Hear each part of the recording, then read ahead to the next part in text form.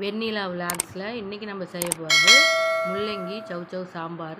இது எப்படி செய்யலான்னு பார்க்கலாம் வாங்க. ஒரு கடாய் வச்சுங்க, எண்ணெய் சேர்த்துங்க, கடுகு சேர்த்துங்க, பச்சை மிளகா சேர்த்து பெருங்காயம் ஒரு கட்டி சேர்த்துங்க. நல்லா நம்ம வதக்கிட்டு ஒரு வெங்காயம் தக்காளி சேர்த்துங்க. வெங்காயம் தக்காளி சேர்த்து நல்லா வதக்கி எடுத்துக்கோங்க.